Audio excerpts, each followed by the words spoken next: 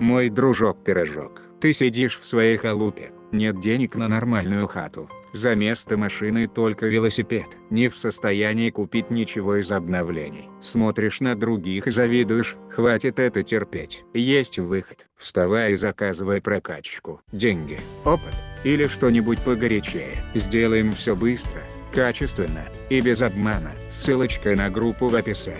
Позволь себе все в мире GTA.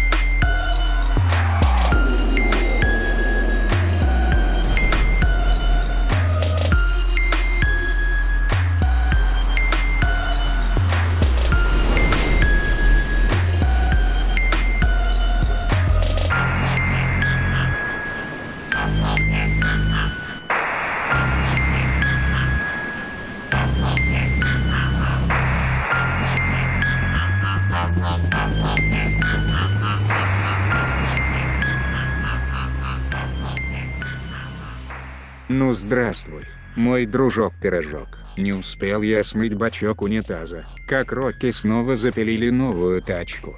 Rapid GT Classic. Дорогая спортивная классика, которая по сути должна находиться в классе маслкаров. Но об этом позже. Сначала давайте разберем тюнинг, дойдем до гаража. О, привет, шкура.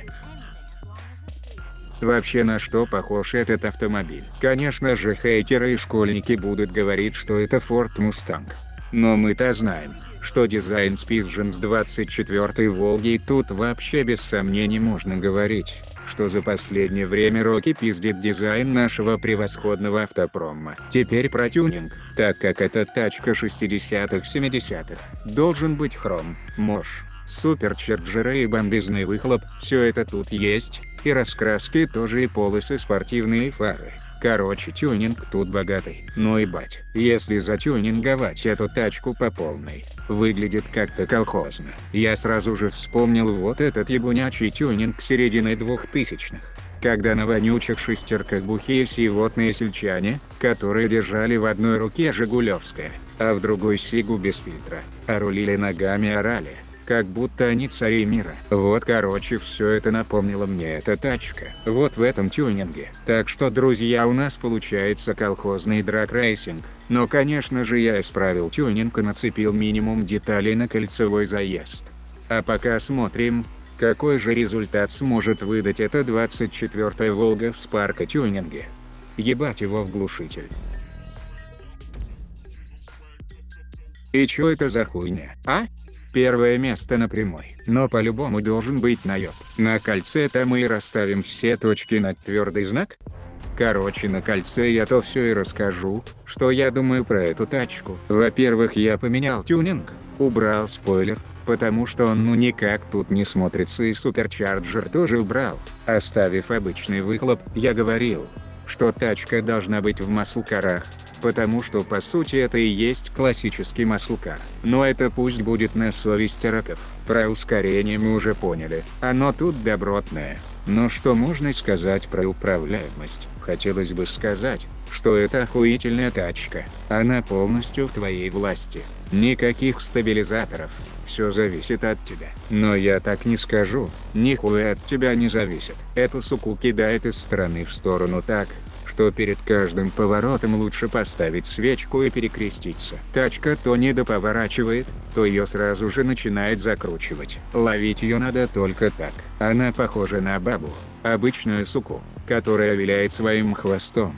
Она хочет, чтобы ее завели, но только не так, как обычно, а жестко. Но стоит тебе перестараться, как она сразу же от тебя оттолкнется.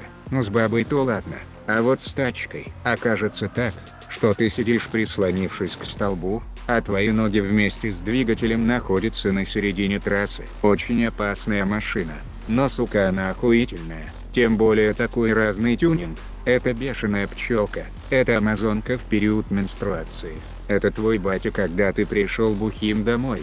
Это просто охуительная тачка, которую я не рекомендую покупать, потому что она пиздец какая дорогая. Лучше купить саблю турбо.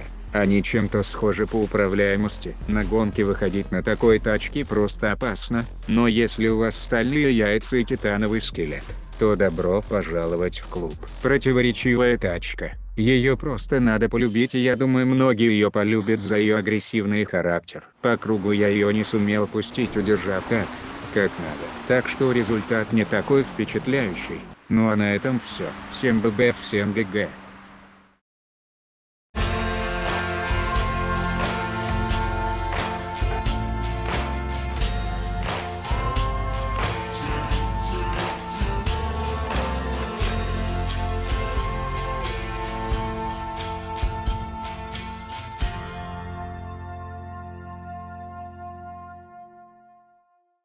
А тут типа видосы, которые я рекомендую посмотреть, так что клацай на один из них, если не мразь.